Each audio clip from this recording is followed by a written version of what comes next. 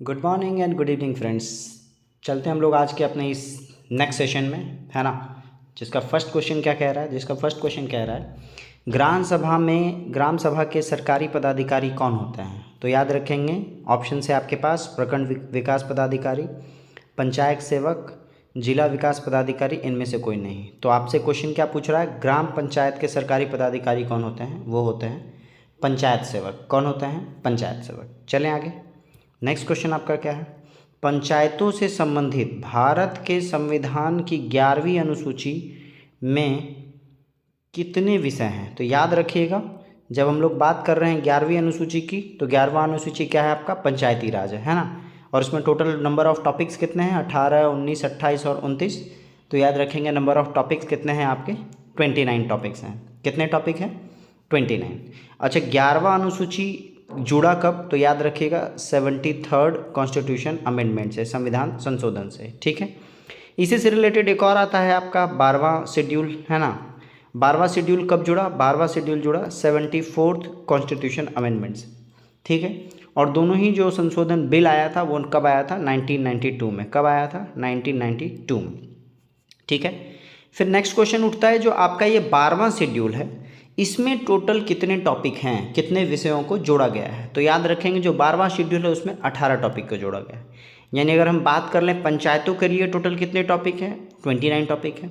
और नगर पालिका के लिए क्या बोलते हैं, नगर पालिका के लिए कितने टॉपिक हैं, तो 18 टॉपिक है। किसके लिए, नगर पालिका के लिए, ठीक है। चलें आगे। नेक्स्ट क्वेश्चन क्या है आपका, केंद्रीय सरकार का उच्चतम सिविल अधिकारी कौन होता है। केंद्रीय सरकार का उच्चतम सिविल अधिकारी, देखिए जैसे ही क्वेश्चन लोग देखेंगे ऑप्शन क्या मार देंगे आपका, महान्यायवादी, जबकि ये गलत हो जाएगा। महान्यायवादी क्या है, विधि अधिकारी है, सिविल अधिकारी नहीं है। क्लियर, महान्यायवादी क्या है आपके, विधि अधिकारी हैं। अच्छा, ऑप्शंस के अकॉर्डिंग चलें तो क्या क्या है, महान्यायवादी, गृह सचिव, मंत्री सचिव और प्रधानमंत्री का प्रमुख सचिव। तो याद रखिएगा आंसर क्या होगा, आंसर होगा आपका मंत्रिमंडलीय सचिव, यानी कि जो कैबिनेट सेक्रेटरी होते हैं वो हाईएस्ट सिविल अधिकारी होते हैं। चलते हैं हम लोग अगले क्वेश्चन पे। अगला क्वेश्चन क्या है, निम्न में से कौन सा देश ब्रिक्स का समूह सदस्य नहीं है। तो याद रखिएगा ब्रिक्स का फॉर्मेशन पहले कब हुआ वो जानना पड़ेगा। तो ब्रिक्स का फॉर्मेशन हुआ है 2009 में। कब हुआ है, 2009 में। और उस समय ये ब्रिक्स नहीं था, उस समय ये ब्रिक था, BRIC। तो बी का फुल फॉर्म क्या होगा, ब्राज़ील हो गया, रशिया हो गया, इंडिया हो गया और चाइना हो गया। और लास्ट ये 2011 में आपका कौन जुड़ा है, साउथ अफ्रीका जुड़ा है। कौन जुड़ा है, साउथ अफ्रीका जुड़ा है। तो ऑप्शंस के अकॉर्डिंग हम लोग देखें तो हमारा आंसर क्या हो जाएगा, हमारा आंसर बी हो जाएगा, श्रीलंका, है ना। ब्राज़ील, रशिया, इंडिया, चाइना और साउथ अफ्रीका। चले नेक्स्ट क्वेश्चन क्या है आपका, भारत में फेडरेशन कप का संबंध किस खेल के साथ है। तो याद रखिएगा जब फेडरेशन कप है वो आपके तीनों गेम में यूज़ होता है, हॉकी में भी, बास्केटबॉल में भी, फुटबॉल में भी। तो आंसर क्या हो जाएगा, तीनों आपका आंसर हो जाएगा। फेडरेशन कप का संबंध किससे है, हॉकी, फुटबॉल एंड बास्केटबॉल। चले आगे। नेक्स्ट क्वेश्चन क्या है हमारा, नेक्स्ट क्वेश्चन है, संघाई सहयोग संगठन के सदस्य देश में फेस्टिवल फिल्मों को बढ़ावा देने की चुनौतियों और संभावनाओं पर चर्चा के लिए संघाई सहयोग संगठन फिल्म महोत्सव बैठक का आयोजन कहाँ किया गया। तो आपका जो लास्ट लाइन है यही मेन क्वेश्चन है, संघाई सहयोग संगठन फिल्म महोत्सव बैठक का आयोजन कहाँ किया गया। तो आंसर क्या होगा आपका, आंसर है मुंबई। कहाँ है, मुंबई में है। चलें आगे, नेक्स्ट क्वेश्चन की बात कर ले हम लोग। नेक्स्ट क्वेश्चन है, सबसे बड़ा देश कौन सा है क्षेत्रफल की दृष्टि से। तो ऑप्शन है कनाडा, USA, चीन और रसिया। आई होप सो आपने वर्ल्ड मैप देखा होगा। वर्ल्ड मैप के अकॉर्डिंग जो रसिया है यानी रूस जो है वो आपका विश्व का सबसे बड़ा देश है क्षेत्रफल के अकॉर्डिंग। नेक्स्ट क्वेश्चन क्या है, फ्रंटियर गांधी पद से के साथ कौन संबंधित हैं। तो देखिए फ्रंटियर गांधी को हम लोग कहते हैं सीमांत गांधी। किसको कहते हैं, सीमांत गांधी। तो ऑप्शन है आपके पास MK गांधी, खान अब्दुल गफ्फार खान, अब्दुल वली खां और लाला लाजपत राय। तो आंसर क्या होगा आपका, अब्दुल गफ्फार खान। कौन होंगे, अब्दुल गफ्फार खान। अच्छा, अब्दुल गफ्फार खान को सीमांत गांधी के अलावा, फ्रंटियर गांधी के अलावा बादशाह खान भी कहते हैं, ठीक है, फ़ख्र-ए-अफ़गान भी कहते हैं।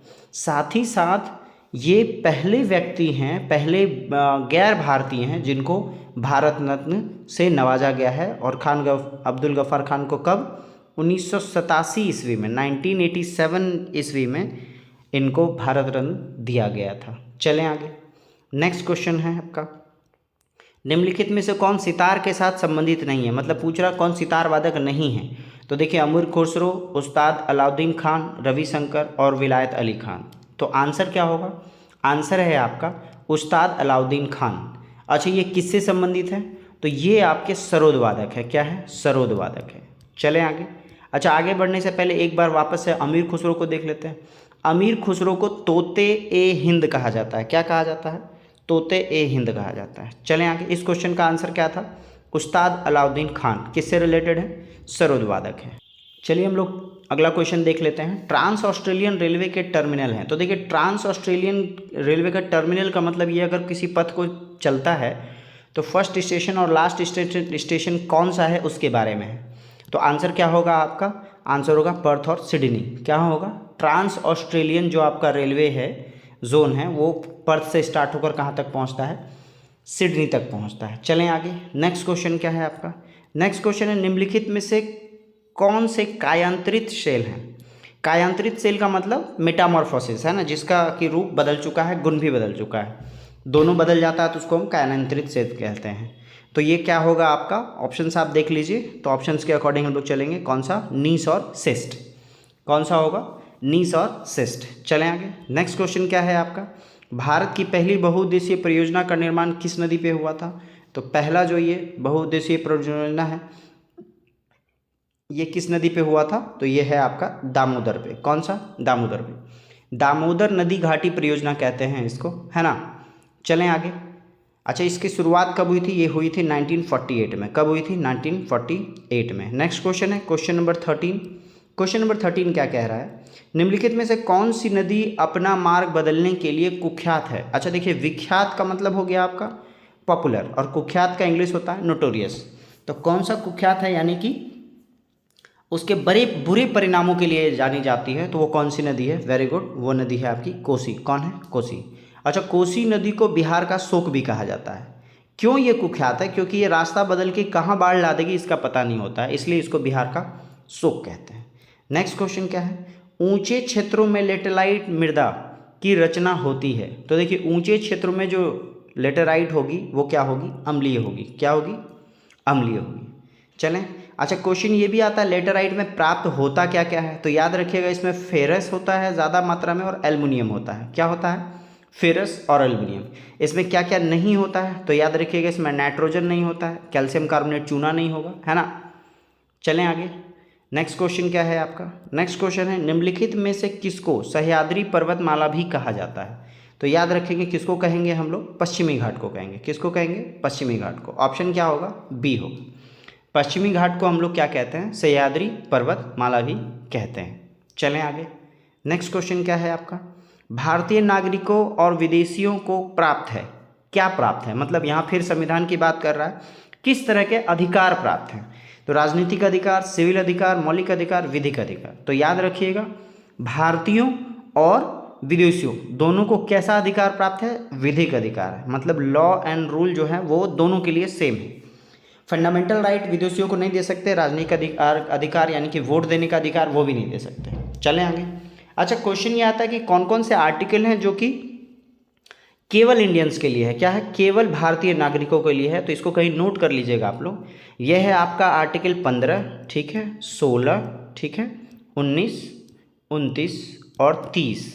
ये ऐसे राइट्स हैं जो सिर्फ और सिर्फ किनको मिले हैं, भारतीयों को मिले हैं, विदेशियों को ये राइट नहीं मिला है। चलें आगे, मौलिक अधिकार की बात कर रहे थे। नेक्स्ट है मंत्रिपरिषद की बैठकों की अध्यक्षता कौन करता है। तो आई होप सो इस क्वेश्चन का आंसर आप लोग देंगे तो ज़्यादा बेहतर रहेगा।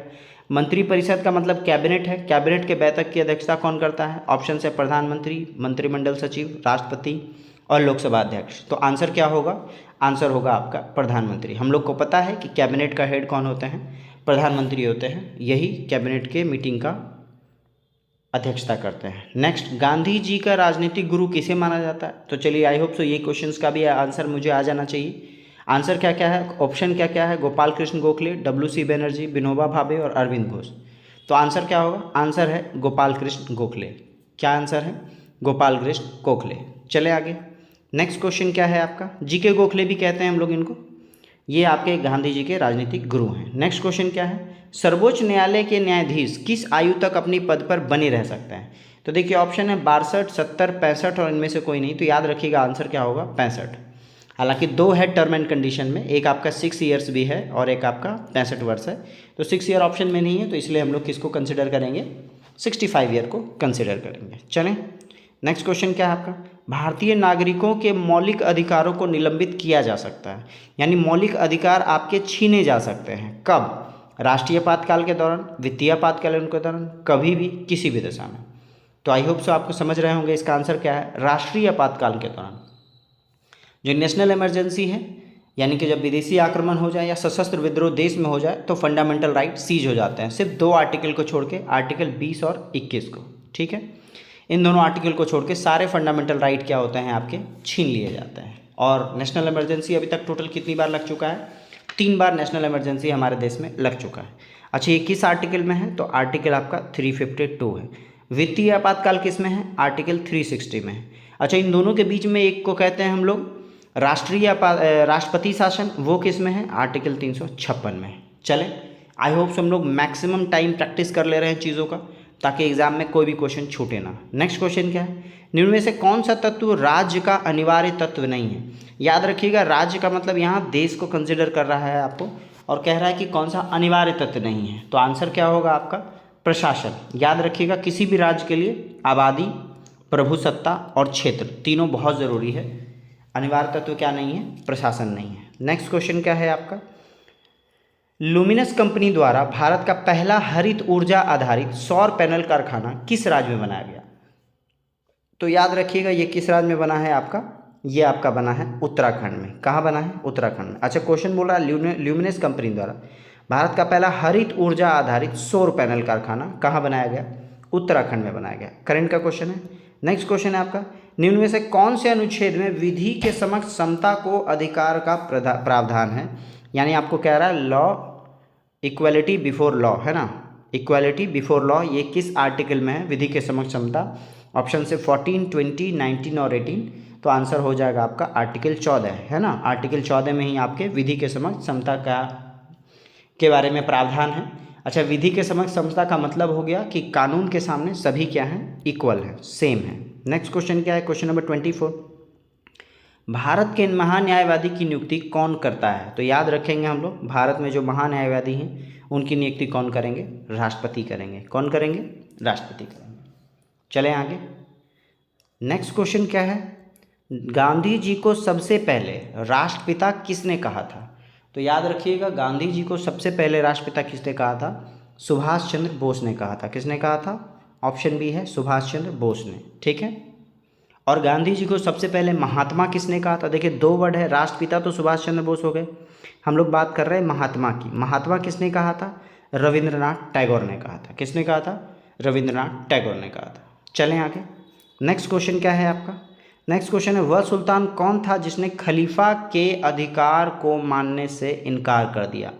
याद रखिएगा जो मुस्लिम कम्युनिटी हैं उनका जो सबसे बड़ा पोस्ट हुआ करता था खलीफा, है ना, वो पोस्ट 1924 में मुस्तफ़ा कमाल पाशा ने समाप्त कर दिया। और इसी खलीफा पोस्ट के लिए, पदवी के लिए जो है आपका खिलाफत आंदोलन 1919-20 कह सकते हैं, या 20 ही कह लीजिए, 1920 में शुरुआत हुआ था खिलाफत मूवमेंट। तो इससे पहले मिडेवल हिस्ट्री की हम बात कर रहे हैं, मिडेवल हिस्ट्री यानी मध्यकालीन भारत की बात कर रहे हैं कि उस समय ऐसा कौन था जिसने खलीफा के पद को मानने से इनकार कर दिया था। तो आंसर क्या होगा आपका, आंसर होगा अलाउद्दीन खिलजी। कौन थे, अलाउद्दीन खिलजी। चलिए हम लोग अगले क्वेश्चन की ओर चलते हैं। अगला क्वेश्चन है भारत में लौह युग जुड़ा हुआ है। तो देखिए लौह युग किससे जुड़ा हुआ है, तो ये है आपका आंसर ऑप्शन के अकॉर्डिंग होगा चित्रित धूसर मृद भांडों के साथ। किसके साथ, चित्रित धूसर मृद भांडों के साथ। मृद भांड क्या हो गए, मिट्टी के बर्तन हो गए। क्या हो गए, मिट्टी के बर्तन हो गए जिसपे पेंटिंग होगा, है ना, तो वो आपका किससे जुड़ा हुआ है, लौह युग से। अच्छा लौह युग कब आया था, तो देखिए हम लोग बात करेंगे अगर हड़प्पा सभ्यता का, हड़प्पा का, तो हड़प्पा में लौह युग नहीं था, वो एक कांस्य युगीन सभ्यता थी। फिर हम लोग बात कर लें वैदिक युग की, तो वैदिक युग बेसिकली 2 पार्ट में था। वैदिक युग का जो टाइम पीरियड है वो 1500 से लेकर 600 तक था, है ना। बीसी की बात कर लें हम लोग, इसलिए नेगेटिव में चल रहा है, घटते क्रम में। तो याद रखेंगे इस पे इसका 2 बंटवारा हुआ था, जो 1500 से लेकर 1000 था उसको हम लोगों ने बोला प्री वैदिक पीरियड, है ना।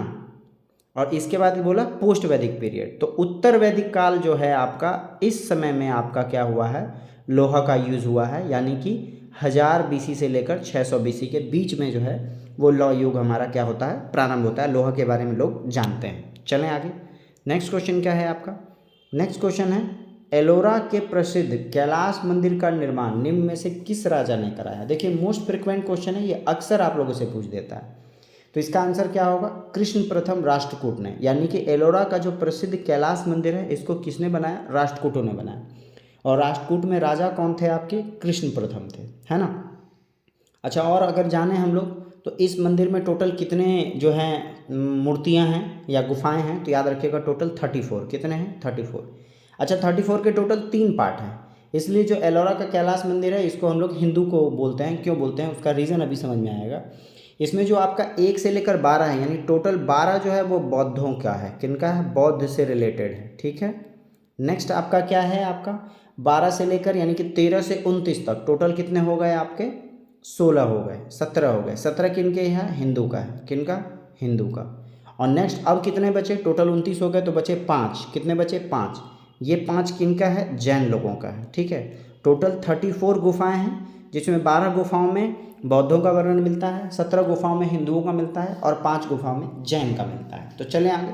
नेक्स्ट आपको बता दें कि ये मंदिर है कहाँ, ये आपके महाराष्ट्र में बना हुआ है। कहाँ है, महाराष्ट्र में बना हुआ है। बनाया किसने, कृष्ण प्रथम राष्ट्रकूट वंश ने। चलें आगे। नेक्स्ट क्वेश्चन है भारत में हरित क्रांति का एक और नाम है, यानी कि हरित क्रांति को किस अलग वर्ड से भी हम लोग डिफाइन कर सकते हैं। तो आपके पास ऑप्शंस दिख रहा है आपको, बीज उर्वरता और सिंचाई क्रांति, खाद्य सुरक्षा क्रांति, कृषि क्रांति और बहुफसल क्रांति। देखिए बहुत लोग इसको कृषि क्रांति बोलेंगे, लेकिन याद रखिएगा जब हरित क्रांति की बात हो रही है तो हम लोग उन्नत बीज की बात कर रहे हैं ना, फर्टिलाइजर की बात कर रहे हैं और एग्रीकल्चर प्रोसेस की बात कर रहे हैं, इन दोनों की बात कर रहे हैं। तो आंसर क्या होगा, आंसर आपका ए होगा, ठीक है। चले आगे। नेक्स्ट क्वेश्चन क्या है आपका, हाल ही में अप्रैल 2023 में बांग्लादेश के नए राष्ट्रपति के रूप में किसे चुना गया। तो देखिए मोस्ट इंपॉर्टेंट फिर करंट है ना। ये आपके कौन है, ये है मोहम्मद शहाबुद्दीन छुपू। क्या है, मोहम्मद शहाबुद्दीन छुपू। इनको बांग्लादेश के नए राष्ट्रपति के रूप में चुना गया है। चलें आगे। नेक्स्ट क्वेश्चन क्या है आपका, गोल्डन ग्लोब पुरस्कार और ऑस्कर अवार्ड विजेता गीत नाटू नाटू के रचनाकार हैं कौन है। याद रखिएगा ये भी मोस्ट इंपॉर्टेंट करंट क्वेश्चन है, फ्रिक्वेंटली पूछा जा सकता है किसी भी एग्जाम में। तो इसका आंसर कौन है, एम कीरावनी। कौन है, एम कीरावनी। इन्होंने क्या किया है, इस नाटू नाटू गाना के कौन है, रचनाकार। चलें आगे। नेक्स्ट क्वेश्चन देखिए एक डेफिनेशन से है, वापस से पॉलिटिकल साइंस से क्वेश्चन पूछा गया है। पॉलिटिकल साइंस का ये क्वेश्चन क्या कह रहा है, ये कह रहा है कि जब कोई न्यायालय आदेश द्वारा किसी लोक प्राधिकार को, लोक प्राधिकार का मतलब हो गया पब्लिक जो आपके ऑफिसर्स हैं उनके बारे में, उनका कर्तव्य करने के लिए निर्देश देता है, यदि उनके कर्तव्य पूरा न करने से याचिकाकर्ता को क्षति पहुंचती है तो इसे निम्न में से कौन सी याचिका कहा जाता है। देखिए याचिका को इंग्लिश में कहते हैं रिट, WRIT। और रिट का जो चर्चा है वो आर्टिकल 32 में है, ठीक है, जिसको कि संविधान की आत्मा कहे थे अम्बेडकर साहब। और आर्टिकल 32 में कितने प्रकार के रिट हैं, तो 5 प्रकार के रिट हैं। उस 5 में किसी एक का डेफिनेशन दिया हुआ है कि जब आपका जो पब्लिक ऑफिसर होंगे, जो गवर्नमेंट एम्प्लॉयड हैं, वो अगर कोई काम नहीं कर रहे हो तो उनको कौन से रिट के थ्रू ये नोटिस भेजा जाता है कि आप वो काम करें। तो याद रखिएगा वो कौन सा होगा, मैंडेमस। क्या होगा, मैंडेमस। मैंडेमस का मतलब हो गया परमादेश, ठीक है। परमादेश के थ्रू हम लोग किसी भी ऑफिसर के खिलाफ सुप्रीम कोर्ट में जाएंगे और वो सुप्रीम कोर्ट या हाई कोर्ट ये जजमेंट देगा आर्टिकल 32 के तहत, वो उसको नोटिस भेजेगा कि आप अपना काम सही से कीजिए। चलें नेक्स्ट क्वेश्चन है, जिला न्यायाधीशों को कौन नियुक्त करता है। तो जो लोग मुझे कंटिन्यू फॉलो कर रहे हैं उनको पता होगा इसका आंसर। ऑप्शन है संबंधित राज्य के उच्च न्यायालय का मुख्य न्यायमूर्ति, नेक्स्ट है राज्यपाल, तीसरा है राज्य लोक सेवा आयोग और चौथा है उच्चतम न्यायालय के जो मुख्य न्यायमूर्ति हैं। तो आंसर कौन सा होगा, आंसर होगा, वेरी गुड, आंसर है आपका राज्यपाल। चलें आगे। नेक्स्ट क्वेश्चन है क्वेश्चन नंबर 34। क्या कह रहा है आपका, क्वेश्चन नंबर 34 कह रहा है रिचर्ड डॉकिंग पुरस्कार। ये देखिए एक और मोस्ट इंपॉर्टेंट क्वेश्चन है आपका करंट का। रिचर्ड डॉकिंग्स पुरस्कार 2020 से सम्मानित होने वाले पहले भारतीय कौन बने। तो याद रखेंगे ये कौन है, आपके जावेद अख्तर हैं। कौन है, जावेद अख्तर हैं। अच्छा क्वेश्चन ये भी आता है कि रिचर्ड डॉकिंग हैं कौन। तो याद रखिएगा ये आपके एक बायोलॉजिस्ट थे, क्या थे, बायोलॉजिस्ट थे, जीव वैज्ञानिक थे। ठीक है, चलें आगे। नेक्स्ट क्वेश्चन है, अच्छा ये अवार्ड और किस किस क्षेत्र में दिया जाता है? देखिए जैसे हम लोग को पता है कि जावेद अख्तर क्या है, राइटर हैं, इसके अलावा और किस किस क्षेत्र में दिया जाता है? तो याद रखेंगे ये पुरस्कार साइंस के क्षेत्र में यानी विज्ञान के क्षेत्र में, रिसर्च के क्षेत्र में, है ना, शिक्षा के क्षेत्र में। तो ये जावेद अख्तर का जो आया है वो क्या आया है, शिक्षा के क्षेत्र में या मनोरंजन, शिक्षा या मनोरंजन। ठीक है, तो ये साइंस, रिसर्च, शिक्षा या मनोरंजन क्षेत्र में दिया जाने वाला अवार्ड है। और पहले भारतीय कौन बने? जावेद अख्तर बने। नेक्स्ट क्वेश्चन है, भारतीय स्वतंत्रता संघर्ष के दौरान साइमन कमीशन का प्रयोजन क्या था? देखिए मोस्ट कंट्रोवर्शियल क्वेश्चन है और मेरे अकॉर्डिंग इस ऑप्शन के दो आंसर होंगे इस क्वेश्चन के। ऑप्शन पढ़ लेते हैं। ऑप्शन है आपका जलियांवाला बाग हत्याकांड से संबंधित घटना का जांच करने के लिए, गवर्नमेंट ऑफ इंडिया एक्ट 1919 के क्रियान्वयन का जांच पड़ताल के लिए, भारत में पाश्चात्य शिक्षा के संवर्धन की युक्तियों का सुझाव देने के लिए, और डोमिनियन स्टेट के ढांचे अंतर्गत भारत के लिए एक संविधान ढांचा तैयार करने के लिए। देखिए बहुत लोगों का आंसर क्या आएगा? डी आएगा, है ना, क्योंकि वो आए थे संवैधानिक विकास के बारे में पता करने के लिए कि संविधान सभा को बनाया जा सकता है या नहीं, है ना। तो हम लोग को बेसिकली यही पता है, लेकिन बहुत डीप में पढ़ेंगे तो पता चलेगा कि उनका आने का एक प्रयोजन ये भी था। बेसिकली जो संविधान, जो आपके साइमन कमीशन का जो फॉर्मेशन हुआ है वो हुआ ही था, सॉरी बी नंबर, वो हुआ ही था 1919 एक्ट के का जांच पड़ताल करके, याद रखिएगा, जांच पड़ताल करके और फिर संविधान ढांचा तैयार करने के लिए। यानी जो पहला मोटिव था वो क्या था आपका? बी नंबर था। अच्छा 1919 के एक्ट को क्या कहते हैं हम लोग? 1919 के एक्ट को हम लोग कहते हैं क्या? मॉन्टेग्यू चेम्सफोर्ड सुधार। क्या बोलते हैं? मॉन्टेग्यू चेम्सफोर्ड, ठीक है, सुधार कहते हैं। अच्छा ये क्या था? मॉन्टेग्यू चेम्सफोर्ड सुधार में क्या किया गया था? हम लोगों का जो भी सेंट्रल जितने भी टॉपिक्स हैं, जैसे आज आप लोग देख रहे होंगे 7वीं अनुसूची में आपके 3 लिस्ट हैं, है ना, सेंट्रल लिस्ट, स्टेट लिस्ट और कंकरेंट लिस्ट। तो वैसे इन्होंने क्या किया था, सारे जो भी प्रशासनिक कार्य हैं उसको 2 पार्ट में डिस्ट्रीब्यूट कर दिया था। एक आपका रिजर्व रखा था, है ना, और एक आपका क्या रखा था? ट्रांसफरेबल, जिसको कहते हैं हस्तांतरित कहते हैं। ठीक है, ट्रांसफ़र करने के लिए रखा था। तो ट्रांसफ़र वाला सारा मुद्दा क्या था? इंडियंस को दे दिया था। और ये वैसा टॉपिक था जिसमें इन्वेस्टमेंट करना है, जैसे स्कूल हो गया, शिक्षा हो गया, फिर रोड का कंस्ट्रक्शन हो गया, या फिर साफ़ सफाई हो गई। तो उसी समय ये बोला था 1919 में ही कि हम 10 साल बाद, कितने साल बाद? 10 साल बाद आएंगे और आपके कार्य को देखेंगे, उसके बाद फिर हम आपका संविधान बनाएंगे। क्लियर? तो मैं काफ़ी टाइम ले लिया मैंने इसको, इसलिए क्लियर कर देता हूँ कि साइमन कमीशन का प्रयोजन था गवर्नमेंट ऑफ इंडिया एक्ट 1919 के क्रियान्वयन का जांच पड़ताल करना, और उसके बाद था संवैधानिक ढांचा तैयार करने का प्रयास करना। चलें आगे। नेक्स्ट क्वेश्चन क्या है आपका? दादा भाई नेरोजी द्वारा लंदन में ब्रिटिश जनता की राय को भारत के पक्ष में प्रभावित करने के लिए स्थापित संगठन का क्या नाम था? तो याद रखेंगे, आपको क्वेश्चन में कह रहा है ब्रिटिश जनता की राय को भारत के पक्ष में प्रभावित करने के लिए किसने बनाया है? दादा भाई नेरोजी ने बनाया है। और कौन सी सभा बनाई थी? East India association. क्या बनाया गया था उन्होंने? East India association. अच्छा दादा भाई नेरोजी से रिलेटेड और क्या बातें हैं हमारे पास जानकारी में? तो याद रखिएगा, दादा भाई नेरोजी ने क्या किया था? ड्रेन ऑफ वेल्थ नियम बनाया था, है ना। ड्रेन ऑफ वेल्थ यानी कि व्यक्तिगत सिद्धांत, ड्रेन ऑफ वेल्थ। अच्छा ड्रेन ऑफ वेल्थ के लिए इन्होंने कौन सा बुक लिखा था? तो इन्होंने बुक लिखा था poverty and un British rule in India. क्या लिखा था? Poverty and un British rule in India. और ये बुक जिसमें ड्रेन ऑफ वेल्थ के बारे में बताया गया है, ये कब लिखा गया था? तो ये 1901 में लिखा गया था। कब लिखा गया था? 1901 में। चलें आगे। Next question.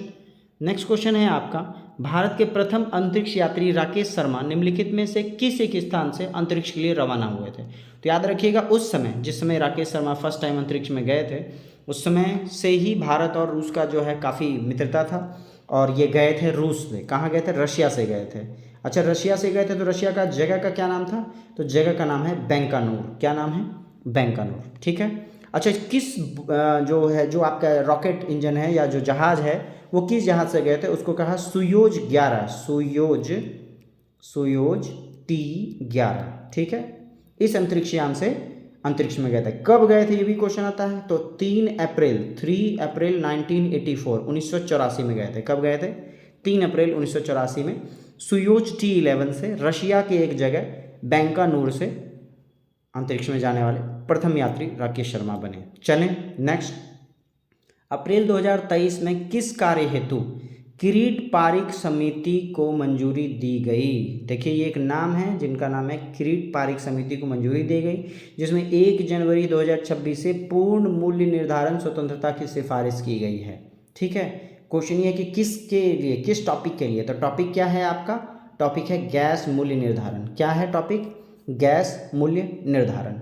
चलें आगे, नेक्स्ट क्वेश्चन क्या है आपका, नेक्स्ट है निम्नलिखित में से किस एक राज्य की सीमा झारखंड से लगी हुई नहीं है। तो हम लोग पहले इस क्वेश्चन को आगे बढ़ने से पहले क्या करेंगे, मैप देखेंगे। ठीक है, तो मैप हम लोग देख लेते हैं। मैप देखिए आपको दिख रहा होगा यहाँ पर, मैं आपको एक रफ आइडिया दे देता हूँ। ये इस मैप में ये आपका यूपी है, ये आपका बिहार है, ये आपका झारखंड है ना, ये आपका वेस्ट बंगाल है, ये आपका उड़ीसा है और ये आपका छत्तीसगढ़ है, ये आपका एमपी है। ठीक है, आपको दिख रहा होगा क्लियर कट। तो झारखंड जो है आपका, उसका जो है किससे सीमा नहीं मिलता। देखिए झारखंड का सीमा किससे नहीं मिल रहा है, एमपी से नहीं मिल रहा है। अच्छा, किससे किससे मिल रहा है, तो यूपी से मिल रहा है, बिहार से मिल रहा है, वेस्ट बंगाल से मिल रहा है, उड़ीसा से मिल रहा है और छत्तीसगढ़ से मिल रहा है। तीनों से इसकी सीमा मिल रही है, पांचों से इनकी सीमा मिल रही है, एमपी से नहीं मिल रही है। तो अब हम लोग फटाक से क्या करेंगे, ऑप्शंस को देखेंगे। ऑप्शन क्या है हमारे पास, ऑप्शन देखिए आपको दिख रहा होगा, ऑप्शन है आपके पास एमपी। एमपी क्या हो जाएगा, आंसर हो जाएगा, क्योंकि छत्तीसगढ़, उड़ीसा, उत्तर प्रदेश है ना, बिहार और वेस्ट बंगाल, इससे झारखंड की सीमा लगती है। अच्छा, फिर क्वेश्चन आता है कि झारखंड का फॉर्मेशन कब हुआ। तो याद रखेंगे झारखंड का फॉर्मेशन हुआ है 15 नवंबर 2000 ईस्वी में झारखंड का फॉर्मेशन हुआ है। चलें आगे, 15 नवंबर को।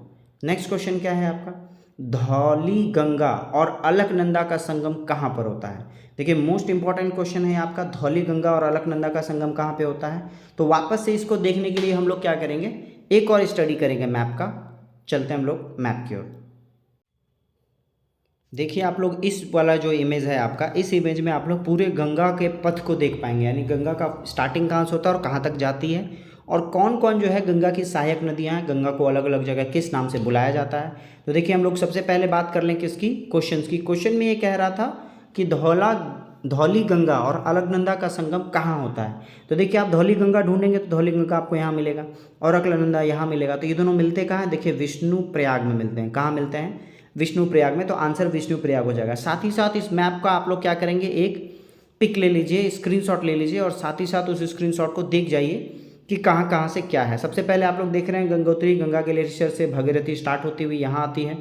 अलकनंदा और भगीरथी मिलकर क्या बनती है, यहाँ पे गंगा बनती है। और यहाँ से भी आपको काफ़ी सारी नदियों का नाम दिख रहा होगा। फिर गंगा आती है आती है आती है, यहाँ प्रयागराज में कौन मिल रही है, यमुना आके मिल रही है। कौन मिल रही है, यमुना आके मिल रही है। फिर थोड़ा सा आगे बढ़े हम लोग, वाराणसी के आसपास आए तो यहाँ कौन मिल रही है, गंगा से सोन मिल रही है। कौन मिल रही है, सोन। फिर हम बात कर लें, जब थोड़ा गंगा आगे बढ़ी, पटना आई तो पटना में कौन मिल रही है, गंडक मिल रही है। फिर आगे बढ़े पटना से तो थोड़ा सा आगे चलने के बाद कोसी भी मिल रही है। फिर ये फरक्का आपको दिख रहा होगा, वेस्ट बंगाल की बात है। वहाँ से फिर ये 2 डायरेक्शन में या 3 डायरेक्शन कह लेते हैं। एक आपका दामोदर नदी घाटी परियोजना आपने पढ़ा था अभी, पहला भारत का पहला बहुउद्देशीय परियोजना है। और आगे चल के फिर देखिए यही गंगा जो है वो पाकिस्तान में बांग्लादेश में क्या नाम हो जाता है, पद्मा हो जाता है। उधर से जो ब्रह्मपुत्रा आती है रिवर, वो बांग्लादेश में प्रवेश करती है तो मेघना हो जाती है। फिर ये दोनों मिलकर वेस्ट ऑफ बंगाल में, बे ऑफ बंगाल में गिरते हैं। तो आपका क्वेश्चन क्या है, क्वेश्चन है धौली गंगा और अलकनंदा का संगम कहाँ पे होता है। वो क्या था आपका, विष्णु प्रयाग पे। कहाँ था, विष्णु प्रयाग पे। तो आई होप सो आप लोगों को ये क्लास बहुत मज़ा आ रहा होगा। इससे रिलेटेड आप कुछ कमेंट भी ज़रूर करें, आपको कैसा क्लास लग रहा है, कैसा फीडबैक जा रहा है। मैं हमेशा कहता हूँ आप लोग को कमेंट दीजिए। काफ़ी लोगों के कमेंट्स मुझे व्हाट्सएप पे या डायरेक्ट कॉल पे आ जा रहे हैं, जो जानकर बहुत अच्छा लग रहा है। इसलिए मैं धीरे धीरे थोड़ा सा और डीप जा रहा हूँ, ताकि क्वेश्चंस आपके एग्जाम में आए तो आपको बिल्कुल क्लियर विजुअलाइज हो, है ना। चलें आगे, हम लोग नेक्स्ट क्वेश्चन की ओर चलें। नेक्स्ट क्वेश्चन क्या है, सुभाष चंद्र बोस ने भारतीय राष्ट्रीय कांग्रेस को छोड़ने के बाद किस दल की स्थापना की थी। तो आई होप सो आप लोग को इसका आंसर पता होगा। जल्दी से फटाक से मुझे कमेंट बॉक्स में डालिए। ऑप्शन है आपके पास, Congress, Samajwadi Dal, Forward Bloc, Indian National Conference और Swaraj Party. Very good, answer क्या है आपका, फॉरवर्ड ब्लॉक है। क्या है, फॉरवर्ड ब्लॉक है। अच्छा, ये घटना कब की है, तो याद रखिएगा ये घटना है 1939 की, 1939 के समय में, जब गांधी जी चाहते थे कि पटाभी सीतारामैया बने। और बन कौन गए थे, बने थे सुभाष चंद्र बोस। तो जब पता चला कि गांधी जी उदास हो गए तो इन्होंने क्या किया, कांग्रेस को छोड़कर फॉरवर्ड ब्लॉक की स्थापना की, है ना। और तब जो है उस समय कांग्रेस के जो प्रेसिडेंट, इनको छोड़ने के बाद, इनके रेजिग्नेशन के बाद कौन बने थे, सुभाष चंद्र बोस, सॉरी डॉक्टर राजेंद्र प्रसाद बने थे, है ना। चलें आगे, नेक्स्ट क्वेश्चन क्या है आपका, जलवायु परिवर्तन पर संयुक्त राष्ट्र की 28वीं बैठक, वार्षिक बैठक COP28 का आयोजन किस देश में किया जाएगा? तो याद रखिएगा, सबसे पहले आपको पता होना चाहिए कि COP का क्या मतलब है। 28वां क्या है?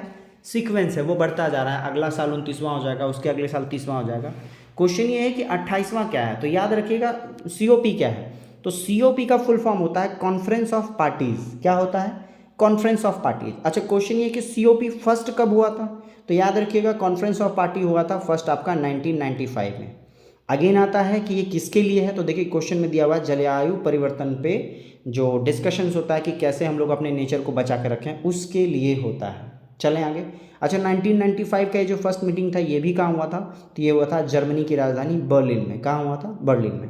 अब आते हैं हम लोग करंट में कि COP28 जो है उसकी बैठक कहाँ हुई थी? तो उसकी बैठक हुई UAE में, यूनाइटेड अरब इमिरात। क्या बोलते हैं? UAE। अच्छा, अभी हम लोग का ICC वर्ल्ड कप चल रहा है, तो ICC का हेडक्वार्टर भी कहाँ है? UAE में। अच्छा, UAE की राजधानी क्या है? Abu Dhabi. क्या है? Abu Dhabi. क्लियर? चलें आगे। चलिए, मुझे ऐसा लगता है कि मैं अपना बेस्ट दे पा रहा हूँ और आप लोग भी अपना बेस्ट दीजिए बिल्कुल, और एकदम एग्जाम क्वालिफाई करना है इस बार। नेक्स्ट क्वेश्चन क्या है आपका? निकासी सिद्धांत यानी ड्रेन थ्योरी का शिल्पी और poverty and un-British rule in India नामक पुस्तक के लेखक कौन है? तो देखिए, आई होप सो, मुझे ऐसा लगता है कि मैंने ये क्वेश्चन आप लोगों को अभी जस्ट पढ़ाया थोड़ी देर पहले कि ड्रेन ऑफ वेल्थ और poverty and un British rule of India किनके द्वारा लिखा गया है। आई होप सो आपका आंसर आ जाना चाहिए। Very good. ये कौन है? आपके दादा भाई नेरोजी। और वापस से वही क्वेश्चन, ये वाला बुक कब लिखा गया? तो ये लिखा गया 1901 में। कब लिखा गया? 1901 में। अच्छा, भारत का बिस्मार्क किनको कहा जाता है? वो भी कहा जाता है आपके दादा भाई नेरोजी को ही। ठीक है, चलें आगे। नेक्स्ट क्वेश्चन क्या है आपका? नेक्स्ट क्वेश्चन है क्वेश्चन नंबर 44। सविनय अवज्ञा आंदोलन, सिविल डिसोबीडियंट मूवमेंट निम्नलिखित में से किसके साथ शुरू हुआ था? आई होप सो जो लोग इस क्लास को फॉलो कर रहे होंगे उनको ये बिल्कुल अच्छे से आता होगा। ऑप्शन है बारदोली जिले में कोई कर ना देने का अभियान, नेक्स्ट नाभा में अकाली सिखों का प्रदर्शन, साइमन कमीशन के विरुद्ध, या नमक सत्याग्रह। तो very good. Civil disobedient movement की शुरुआत होती है 1930 में, और इसकी शुरुआत होती है किससे? नमक सत्याग्रह से। किसकी? नमक सत्याग्रह से। चलें आगे। अच्छा, यहाँ पे मुझे बारदोली नजर आया, तो याद रखिएगा जो सरदार की उपाधि मिली है वल्लभ भाई पटेल को, जो सरदार की उपाधि मिली है वो इसी बारदोली जो सत्याग्रह कह लीजिए, आंदोलन के लिए, वहाँ से मिली है, और वो कब हुआ था? 1928 में हुआ था। चलें आगे। नेक्स्ट क्वेश्चन क्या है आपका? जयप्रकाश नारायण निम्नलिखित में से किस एक से संबंध थे? ऑप्शंस में दिख रहा है आपको पॉलिटिकल पार्टीज। तो क्वेश्चन में ये पूछ रहा है किस पॉलिटिकल पार्टी से संबंधित थे, तो वो कौन थे आपके? देखिए ऑप्शंस में क्या क्या? अखिल भारतीय किसान सभा, भारत कम्युनिस्ट दल, कांग्रेस समाजवादी दल, और इंडिया इंडिपेंडेंस लीग। तो आंसर क्या होगा? जेपी जो है रिलेटेड थे किससे? कांग्रेस समाजवादी दल से। किससे? कांग्रेस समाजवादी दल से। अच्छा, जब जेपी की बात कर रहे हैं तो याद रखिएगा जयप्रकाश नारायण को 1999 में, किसने में? 1999 में भारत रत्न प्रदान किया गया है। क्लियर? नेक्स्ट क्वेश्चन क्या है आपका? सुभाष चंद्र बोस आपदा प्रबंधन पुरस्कार 2023 संस्थागत श्रेणी में, यानी कि एक ऑर्गेनाइजेशन की बात कर रहा है, किसको दिया गया 2023 का? तो हम लोग 23 पे जब तक आप लोग आंसर देंगे हम लोग 2022 की बात कर लें, 2022 की बात कर लें। तो 2022 में ये किसको दिया गया था? तो याद रखेंगे संस्थागत स्तर पे दिया गया था गुजरात आपदा प्रबंधन को। किसको? गुजरात आपदा प्रबंधन को, ऑर्गेनाइजेशन है ये। और साथ ही साथ व्यक्तिगत तौर पे यानी कि किसी व्यक्ति को मिला था, तो वो कौन थे? प्रोफेसर विनोद शर्मा। कौन थे? प्रोफेसर विनोद शर्मा। याद रखिएगा ये जो मैंने बताया ये 2022 का है। कब का? 2022 का। अब बात कर ले 2023 में व्यक्तिगत स्तर पे किसी को मिला है कि नहीं, तो याद रखिएगा व्यक्ति किसी को नहीं मिला है। 2023 में सुभाष चंद्र बोस आपदा प्रबंधन पुरस्कार व्यक्तिगत तौर पे किसी को नहीं मिला है। तो अब ये है कि संस्थागत स्तर पे किसको मिला है? तो देखिए आपका ऑप्शन है ओडिशा राज्य आपदा प्रबंधन प्राधिकरण और लुगलेई फायर स्टेशन मिजोरम। तो आंसर क्या होगा? दोनों को मिला है। किनको मिला है? दोनों को मिला है। सुभाष चंद्र बोस आपदा प्रबंधन पुरस्कार 2023, 2022 गुजरात के आपदा प्रबंधन को मिला था ऑर्गेनाइजेशन में, और व्यक्तिगत श्रेणी में मिला था प्रोफेसर विनोद शर्मा को। चलें नेक्स्ट क्वेश्चन क्या है? निम्नलिखित में से कौन एक क्षेत्र के आधार पे सबसे बड़ा है? यानी इन सब में से किसी एक बेसिस पे सबसे बड़ा क्या है? तो याद रखेंगे हम लोग को पता है सबसे बड़ा दिल्ली है। अच्छा, किस बेसिस पे है? पॉपुलेशन के बेसिस पे है। ठीक है, जो सबसे ज़्यादा केंद्र शासित प्रदेश में पॉपुलेशन है वो कहाँ है? दिल्ली में। और साथ ही साथ पॉपुलेशन डेंसिटी में भी है ना, जिसको हम घनत्व कहते हैं, पॉपुलेशन डेंसिटी में भी दिल्ली सबसे ज़्यादा है। मैंने कुछ दिन पहले बताया था, लगभग 11,000 आप मान के चलिए, 312 था वो छोड़ देते हैं, 11,000 पॉपुलेशन डेंसिटी है पर किलोमीटर स्क्वायर। चलें नेक्स्ट क्वेश्चन है, हिंद महासागर के डिएगो गार्सिया द्वीप में निम्नलिखित में से किस एक देश का सैन्य अड्डा है? तो याद रखिएगा आपका इसका आंसर क्या होगा, यूएसए होगा। क्या होगा? यूएसए होगा। हिंद महासागर कहाँ है? तो भारत का ये जो प्रायद्वीपीय क्षेत्र है इसके नीचे जो है वो आपका हिंद महासागर देश है।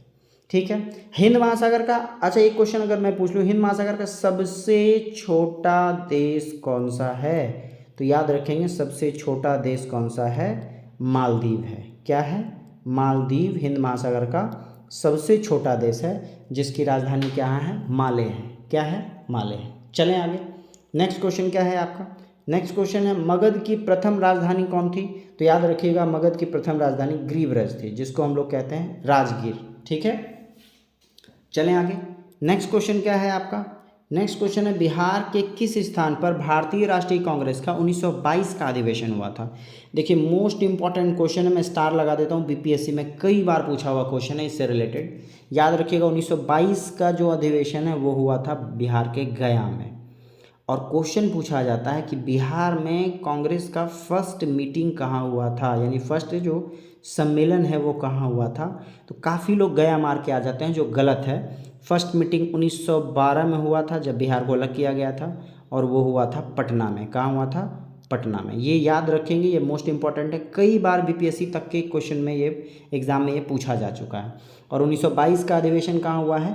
गया में हुआ है। क्लियर, इसमें किसी को कोई प्रॉब्लम है? नहीं होना चाहिए। अच्छा, 1922 के ही अधिवेशन के बाद 1923 में CR दास, चित्तरंजन दास है ना, और मोतीलाल नेहरू, इन लोगों ने मिलकर क्या बनाया? स्वराज पार्टी बनाया। इसका मतलब 1922 की बात कर लें, इसी में विभेद आ गया था। 5 फरवरी 1922 को चौरा चौरी इंसिडेंट हुआ था। और कांग्रेस की मीटिंग जनरली होती थी नवंबर दिसंबर में, यानी कि जो आपके असहयोग आंदोलन का जो बंद किया गांधी जी ने, उसका विरोध आपको क्लियर कट यहाँ पे दिखा होगा। अच्छा, क्वेश्चन ये आता है कि इसकी अध्यक्षता किसने की थी? तो याद रखिएगा इसकी अध्यक्षता की थी CR दास ने, चित्तरंजन दास ने। और फाइनली इनका जो मोटिव था वो लोगों को समझ में नहीं आया, तो फाइनली ये और मोतीलाल नेहरू अलग होकर फिर स्वराज पार्टी बनाए। नेक्स्ट क्वेश्चन क्या है? वायु की क्षैतिज गति, यहाँ से साइंस स्टार्ट होता है आपका, क्षैतिज गति से होने वाले उष्मा के अंतरण को क्या कहते हैं? तो ये कहते हैं आप अभिवहन कहते हैं। क्या कहते हैं? अभिवहन कहते हैं। नेक्स्ट क्वेश्चन क्या है? आयनीकरण ऊर्जा के आवर्ती रुझानों के आधार पर, याद रखिएगा आयनीकरण ऊर्जा किसको कहते हैं, ये जानना बहुत ज़रूरी है। सबसे पहले आयनीकरण ऊर्जा अभी हम थोड़ी देर में पढ़ेंगे। किस तत्व में सर्वाधिक आयनीकरण ऊर्जा होती है? तो देखिए आयनीकरण ऊर्जा कहते हैं बाहर वाले इलेक्ट्रॉन को तोड़ने में लगाया जाने वाला शक्ति या ऊर्जा, आप ऐसा कह लीजिए। मेरी बात समझे, बाहर वाले इलेक्ट्रॉन को, जो आपका आउटर मोस्ट सेल है उसमें से एक इलेक्ट्रॉन को निकालने के लिए जो ऊर्जा लगेगी उसको बोलते हैं आयनीकरण ऊर्जा। और ऊर्जा सबसे ज़्यादा किस में लगेगी? जो अक्रिय गैस है। मेरी बात समझिएगा, जो स्टेबल हो चुका है उसको निकालने में सबसे ज़्यादा तकलीफ होगा। तो देखिए अगर ऑप्शंस देख लें आपको, हीलियम, ब्रोमीन, क्लोरीन और नाइट्रोजन, तो आई होप सो आपका आंसर आ गया होगा। वेरी गुड, आंसर क्या है आपका? हीलियम है, क्योंकि हीलियम आपका क्या है? ऑक्टेव पूरा कर चुका है और बाहर वाले इलेक्ट्रॉन को निकालने में सबसे ज़्यादा ऊर्जा लगेगी, तो इसलिए आयनीकरण ऊर्जा किसका है? आपका हीलियम का है। नेक्स्ट क्वेश्चन है, मानव के कुल रक्त आयन में प्लाज्मा का परसेंट कितना है? तो देखिए मानव का ह्यूमन जो आपका ब्लड है, वो ह्यूमन ब्लड बेसिकली 2 चीज़ों से मिलकर बना हुआ है ना। एक आपका क्या हो गया? प्लाज्मा हो गया, जिसके बारे में चर्चा किया गया है, और दूसरा क्या है आपका? प्लेटलेट हो गया, कणिकाएं जिसको कहते हैं आप। ठीक है, अब बात कर लें कि प्लेटलेट यानी प्लाज्मा का परसेंट क्या है, तो प्लाज्मा सबसे ज़्यादा है, 55% है। कितना है? 55%। और रिमेनिंग जो है वो आपका क्या है? 45% क्या है? प्लेटलेट्स है। क्लियर, चलें आगे, इसमें कोई प्रॉब्लम नहीं किसी को होना चाहिए। नेक्स्ट क्वेश्चन क्या है आपका? जीवाणु यानी बैक्टीरिया से कौन सी बीमारी पैदा करने वाला जीव है, यानी कि बैक्टीरिया से कौन सा बीमारी होता है, ये आपसे पूछ रहा है। तो देखिए ये क्या है आपका? टीबी है, यक्ष्मा बोल लीजिए, तपेदिक कह लीजिए, या ट्यूबरक्लोसिस बोल लीजिए। ठीक है, ट्यूबरक्लोसिस होता किससे है? तो माइकोबैक्टीरियम ट्यूबरक्लोसिस से होता है। किससे होता है? माइकोबैक्टीरियम। देखिए बैक्टीरिया लगा हुआ है यहाँ पे, है ना, बैक्टीरिया लगा हुआ है, बैक्टीरियम ट्यूबरक्लोसिस। टीबी जीवाणु से होता है। चलते हम लोग अगले क्वेश्चन पे। अगला क्वेश्चन क्या है, काला ज्वर यानी कि फीवर का संचारण क्या किसकी वजह से होता है? जो काला ज्वर होता है वो किसकी वजह से होता है? ऑप्शंस आपको दिख रहा होगा, घरेलू मक्खी, सीसी मक्खी, ड्रैगन फ्लाई और सिकता मक्खी। तो आंसर क्या होगा आपका? सिकता मक्खी है। ठीक है, इसको काटने की वजह से क्या होता है आपका? काला ज्वर होता है। ठीक है, नेक्स्ट क्वेश्चन क्या है आपका? क्वेश्चन नंबर 56 कह रहा है भारी मोटर वाहनों के लिए डीजल तेल अधिक पसंद किया जाता है क्योंकि। तो याद रखेंगे, काफ़ी लोग ये सोचते हैं कि डीजल सस्ता है इसलिए सस्ती कारें बना रहे हैं, ये गलत है। डीजल का क्या है, इसमें अधिक क्षमता होती है और उससे ईंधन की बचत होती है। लेकिन जब हम बात करें डीजल से पोल्यूशन, तो पेट्रोल की मुकाबले डीजल में पोल्यूशन ज़्यादा होता है। लेकिन डीजल की क्या होती है, क्षमता ज़्यादा होती है और इससे ईंधन भी थोड़ा सेव होता है, कम खर्च होता है। नेक्स्ट क्वेश्चन है, जब लोहे में जंग लगता है तो उसका भार। याद रखिएगा, इनिशियल स्टेजेस में जब लोहा में जंग लगता है उसमें पानी की मात्रा मिलेगी तो भार बढ़ेगा। लेकिन जैसे मेरे ऐसे दिमाग लगाने वाले कुछ लोग ये सोचेंगे कि जंग लगने के बाद तो वो झड़ के गिरता भी है ना, कमज़ोर होता है, टूटता है, उस सिचुएशन में फिर भार घटेगा। लेकिन इनिशियल स्टेज में क्या होगा, जंग लगने से उसका भार बढ़ता है। चलें आगे। नेक्स्ट क्वेश्चन क्या है आपका, किसी ग्रह या चंद्रमा के गुरुत्वाकर्षण बल से मुक्त होने और कक्षा में प्रवेश करने के लिए किसी वस्तु को जिस गति से यात्रा करनी होती है उसे क्या कहा जाता है? याद रखिएगा, आपको हर एक जितने भी प्लैनेट हैं एटमॉस्फेयर में, जितने भी आपके सैटेलाइट हैं, उन सभी का अपना एक ग्रेविटेशन फोर्स होता है। उस ग्रेविटेशन फोर्स को पार करना है ना, जैसे इसका ग्रेविटेशन फोर्स यहाँ तक है, इसको पार करने के लिए जितनी एनर्जी चाहिए, जो वेग चाहिए, उसको हम लोग क्या कहते हैं? प्लान वेग कहते हैं। अच्छा, प्लान वेग को इंग्लिश में कहते हैं एस्केप वेलोसिटी। क्या कहते हैं? एस्केप वेलोसिटी कहते हैं प्लान वेग को। अच्छा, पृथ्वी के लिए, अर्थ के लिए जो प्लान वेग है वो कितना है? 11.2 किलोमीटर पर सेकेंड। यानी किसी वस्तु को अगर 11.2 किलोमीटर की स्पीड से पर सेकेंड की स्पीड से फेंक दिया जाए तो वो वापस से पृथ्वी पे कभी नहीं आएगा। ठीक है, और बात जब ग्रह की थी तो पृथ्वी का मैंने बता दिया। जब चंद्रमा की बात करेंगे तो याद रखिएगा, चंद्रमा का जो एस्केप वेलोसिटी है वो कितना है? 2.38 मीटर पर सेकेंड, बहुत ही कम है एस्केप वेलोसिटी चंद्रमा का। चलें आगे। नेक्स्ट क्वेश्चन क्या है आपका? क्वेश्चन है, निम्नलिखित में से कौन सी गैस फलों को कृत्रिम रूप से पकाने में प्रयोग की जाती है? आई होप सो आप लोगों को इसका आंसर पता होगा। ऑप्शन है एसिटिलीन, एथिलीन, इथेन और मीथेन, है ना। तो आंसर क्या है आपका? आंसर है आपका एसिटिलीन। क्या है? एसिटिलीन। एसिटिलीन का फुल फॉर्म क्या होता है? C2H2। क्या होता है? C2H2 होता है। इसी का प्रयोग बेसिकली हम लोग क्या करते हैं? फल पकाने में करते हैं। चलें आगे। नेक्स्ट क्वेश्चन क्या है आपका? नेक्स्ट क्वेश्चन है, जब ध्वनि उत्पन्न करने वाला स्रोत ध्वनि से अधिक चाल से गति करता है तो हवा में आघात तरंग उत्पन्न होता है। इस आघात तरंग द्वारा निर्मित अत्यधिक तीखी और तेज ध्वनि क्या कहलाती है? याद रखिएगा, सपोज दैट कि मेरे पास एक यान है जो कि हवा के स्पीड से ज़्यादा चल रहा है और ये यहाँ साउंड कर रहा है और आप आगे चलते चले जा रहे हैं, इससे भी तेज़ बढ़ रहे हैं। तो इस सिचुएशन में एक आघात उत्पन्न होता है और वहाँ पे क्या एक तीखा आवाज़ होता है, उसको क्या कहते हैं? तो याद रखिएगा, उसको कहते हैं सोनिक बूम। किसका कहते हैं? सोनिक बूम कहते हैं। अच्छा, ये सोनिक बूम का आउटपुट क्या हो सकता है? हमारा कान खराब हो सकता है। अच्छा, जब सोनिक की बात हुई तो याद रखिएगा कि स्पीड ऑफ ऑब्जेक्ट यानी किसी वस्तु का, और स्पीड ऑफ साउंड, इसके रेशियो को हम लोग कहते हैं मैक। क्या कहते हैं? मैक। तो आपने सुना होगा जो सुपरसोनिक विमान वगैरह होता है वो 8 मैक 9 मैक के आसपास होता है। तो मैक किसको मेजरमेंट करता है? स्पीड ऑफ ऑब्जेक्ट, यानी कि जो चल रहा है सामान, कोई विमान है वो चल रहा हो, और स्पीड ऑफ साउंड, इन दोनों के रेशियो को हम लोग क्या कहते हैं? मैक संख्या कहते हैं। चलें आगे। नेक्स्ट क्वेश्चन क्या है हमारा? नीचे लिखित कौन सी प्रक्रिया वायु को प्रदूषित नहीं करती है? तो देखिए, ऑप्शन है आपका सूखी लकड़ी जलाना, प्रकाश संश्लेषण, कीटनाशकों का प्रयोग, अंगारों का प्रयोग। तो आंसर क्या होगा आपका? प्रकाश संश्लेषण होगा। इससे क्या आउटपुट क्या निकलता है? तो इससे आउटपुट निकलता है आपका जल, यानी H2O प्लस O2 ऑक्सीजन और प्लस ये C6H12O2। क्या निकलेगा? C6H12O2, और तीनों में से कोई भी आपका क्या है? प्रदूषण के लिए नहीं है। नेक्स्ट क्वेश्चन क्या है आपका? किसी व्यक्ति की देखी जा सकने वाली विशेषताएं जैसे कि ऊंचाई, आँख का रंग और रक्त प्रकार आदि को किस नाम से जाना जाता है? यानी कि हम बात कर ले रहे हैं सिमिलैरिटी की, है ना, कि सेम उसके ऐसा नाक दिख रहा है, आँख दिख रहा है, पिता के ऐसा या माँ के ऐसा। तो याद रखिएगा, ऑप्शंस में हिंदी दे दिया है तो बहुत आसान कर दिया है। समलक्षी का मतलब होता है सेम लक्षण दिखाई देना, तो ये आपका क्या है? फेनोटाइप है। फेनोटाइप का मतलब ये हो गया कि आपका फिजिकल अपीयरेंस जो हम सामने से देख पा रहे हैं, वो अगर क्वालिटी हम लोग किसी से कंपेयर कर रहे हैं तो उसको हम क्या कहते हैं, समलक्षी कहते हैं। नेक्स्ट क्वेश्चन क्या है आपका, गैल्वेनोमीटर के द्वारा पता लगाया जा सकता है। तो वेरी गुड, आपका आंसर आ जाना चाहिए अभी तक। गैल्वेनोमीटर द्वारा क्या पता लगा सकते हैं, धारा पता लगा सकते हैं। क्या पता लगा सकते हैं, धारा लगा सकते हैं।